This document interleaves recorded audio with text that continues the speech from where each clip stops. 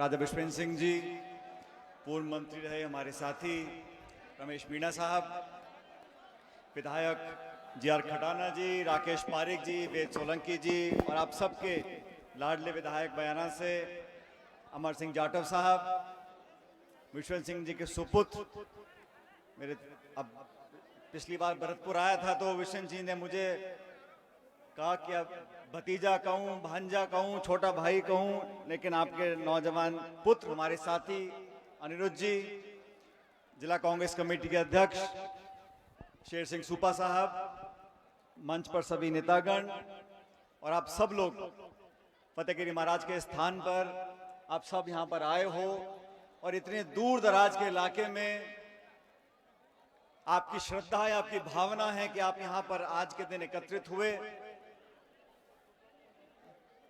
मुझे याद है मेरे ख्याल 12-13 साल पहले मैं आया था यहां पर। उस समय मैं दौसा से सांसद था और आज बहुत लंबे समय के बाद आपके बीच में मुझे आने का मौका मिला।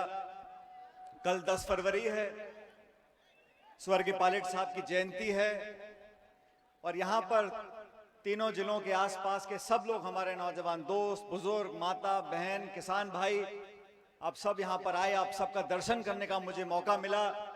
मैं इस बात का आभारी हूं। 6.5 घंटे का रास्ता तय कर आए हम। बस्सी, दौसा, महुआ, भुसावर, बैर, बयाना और फिर यहां पर आते आते पूरे पेट का पानी हिल गया। ये जो रास्ता है कच्चा रास्ता है, लेकिन श्रद्धा थी, यहां पे आने का संकल्प था, आप सब लोगों से मिलने का मन था। हम तमाम साथीगण आपके बीच में यहां पर आए। मैं आप सबको प्रणाम करता हूं और आप सब ने हमेशा की तरह आज भी अपना आशीर्वाद दिया, उसके लिए मैं धन्यवाद करना चाहता हूं।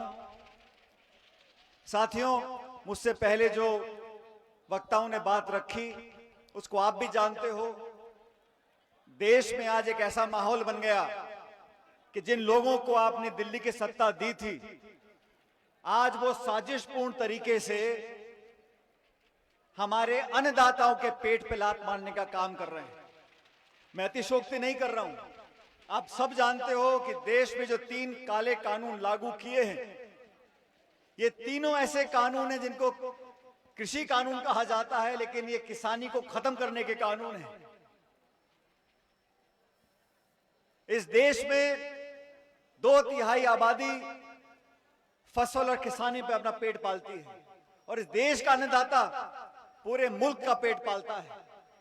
और ये बात सही कही विश्वेंद्र सिंह जी ने कि वादा तो किया था कि किसान की आमदनी दुगनी होगी। मैं तो आज तक एक भी किसान से नहीं मिला जिसने मुझे कहा हो कि मेरी आमदनी दुगनी हो गई। आमदनी दुगनी करने की बात छोड़ो, आज अपने खेतों पर, अपनी जमीन पर किसान गुलाम बन जाएगा, ऐसे कानून दिल्ली में पास किए हैं।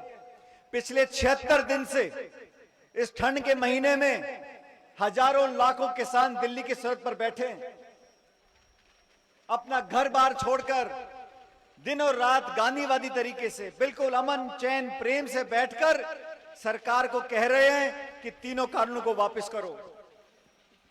3-4 दिन पहले हमने दौसा में एक किसान महापंचायत करी। हमने प्रस्ताव पारित किया कि देश के किसानों की मांग के सामने केंद्र की सरकार को झुकना पड़ेगा।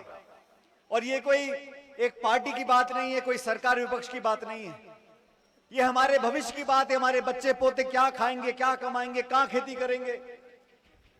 और आज जो किसान हमारे देश का है, किन हालात में वो जी रहा है, उसका खाद का, बीज का, बिजली का, पानी का खर्चा अलग,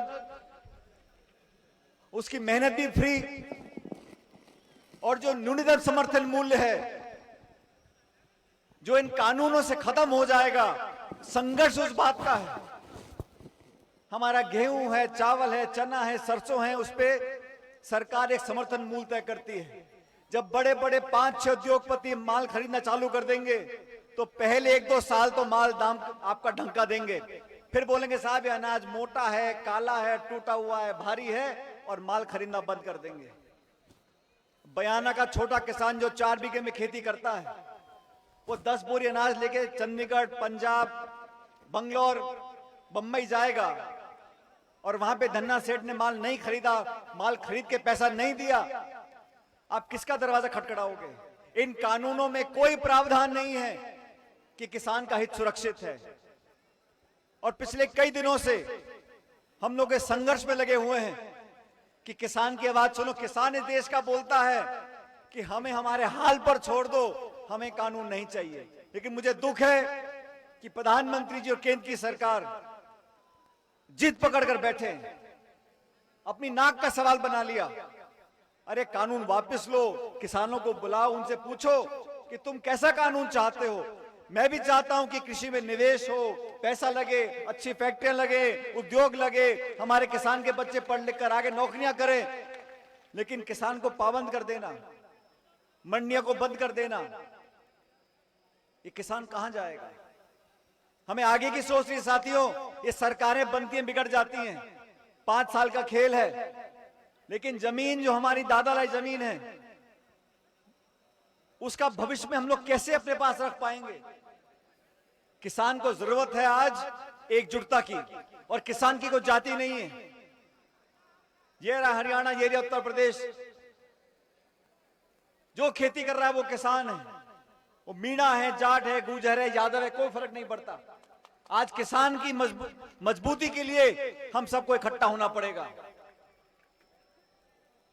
12 और 13 तारीख को, जैसा रमेश जी ने कहा, राहुल गांधी राजस्थान आ रहे हैं। गंगानगर, हनुमानगढ़ जिलों का दौरा है, वहां के किसानों को ताकत देकर जाएंगे। इस मुश्किल समय में एकजुटता दिखानी है। आपने देखा दिल्ली की बॉर्डर पर कितनी फौज लगा रखी थी, कितनी पुलिस खड़ी कर रखी है, कीले लगा दिए सड़कों के अंदर, और पुलिस का और किसानों का झगड़ा हो रहा है, सैनिकों का किसानों का झगड़ा हो रहा है। अरे मैं पूछना चाहता हूं, आज इस हिंदुस्तान की सरहद पर बर्फ में, जंगल में, रेगिस्तान में, ठंड में, गर्मी में, वो जो फौजी सैनिक खड़ा है वो किसका बेटा पोता है? अरे किसानों का बेटा पोता फर्क पे खड़ा है। कितने सेठों के बच्चे नौकरी कर रहे हैं फौज में, कितने सेठों के बच्चे नौकरी कर रहे हैं। सरहद पर खड़ा हमारा नौजवान फौजी हमारे गांव से पला बड़ा निकला है। उसका मान सम्मान अगर करना है तो किसान का मान सम्मान करना है। और आज जो नारा बहुत पहले दिया था, मेरे साथ वो नारा आपको देना है, जय जवान और जय किसान का नारा। जय जवान! ये नारा इस देश को एक रखेगा, ये नारा इस देश को एकजुट रखेगा, और ये नारा हमको ताकत देगा संघर्ष करने के लिए। हम राजस्थान समेत पूरे देश में किसानों के हित के लिए संघर्ष करेंगे साथियों। और आज मैं आपके बीच में संदेश लेकर आया हूं। हमने मुहिम छेड़ी है, ये महात्मा गांधी का देश है, ये प्यार, भाईचारा, मोहब्बत, आपस में प्रेम रखने वाला हमारा देश, हमारे संस्कार, हमारा इतिहास है। उसी परंपरा को आगे बढ़ाएंगे, गांधीवादी तरीके से, अहिंसात्मक तरीके से, शांति और प्रेम से सरकार को मजबूर करेंगे कि तीनों कानून वापस लो। किसान को बुलाकर बात करो, किसान क्या चाहता है उसकी मदद करो, और फिर नए कानून बनाओ। इसलिए आप लोगों से आग्रह है, आने वाले समय में हम सबको एकजुट रहना है। 36 कौम के लोग ताकतवर तरीके से अगर एकजुट रहेंगे तो हर सरकार को हमारी बात माननी पड़ेगी। और कोई सरकार जनता से बड़ी नहीं है, जनता जनार्दन है। आप लोग जिसका बटन दबाओगे वही जीत कर जाता है विधानसभा, पार्लियामेंट के अंदर। इसलिए आज मैं धन्यवाद देना चाहता हूं सभी आयोजकों को कि आपने यहां पर हमको आमंत्रित किया। दूर दराज के इलाके में बहुत सालों बाद मुझे आने का मौका मिला, और जो पहले यहाँ जो चेहरे में देख रहा हूं, जो बहुत नौजवान थे, आज थोड़े थोड़े बुढ़िया गए हैं, और नए नए चेहरे देखने को मुझे मिल रहे हैं। नौजवानों का जोश हमें ताकत देता है। देश और दुनिया में ऐसी कोई ताकत नहीं है जो किसान से मजबूत ज्यादा हो। हमारी एकजुटता हमारी ताकत है। आपने हम सब साथियों को साथ दिया। मेरे यहाँ मंच पर जो मजबूत साथी बैठे हैं, इन्होंने आपके लिए संघर्ष किया है, किसानों के लिए संघर्ष किया है, और आने वाले समय में केंद्र की सरकार को भी झुकाकर मानेंगे। एक बार दोबारा वो नारा दो किसान वाला, ताकि दिल्ली तक आवाज जाए कि जवान और किसान एक है। जय जवान! माता बहनों से आप भी बोल दो, आपके बेटे पोते हैं। आखिरी नारा दे रहा हूं, जोर से बोलना, ताकि यहां पर हम सब का ना कामयाब हो जाए। जय जवान! जय किसान! बहुत बहुत धन्यवाद। राम राम साहब। अरे एक मिनट, ये बच्ची खो गई किसी की।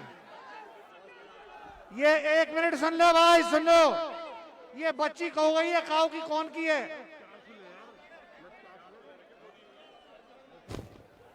ये बच्ची खो गई है काऊ की। बताना चाहिए। सुपा जी आ जाओ। धन्यवाद के सुपा जी।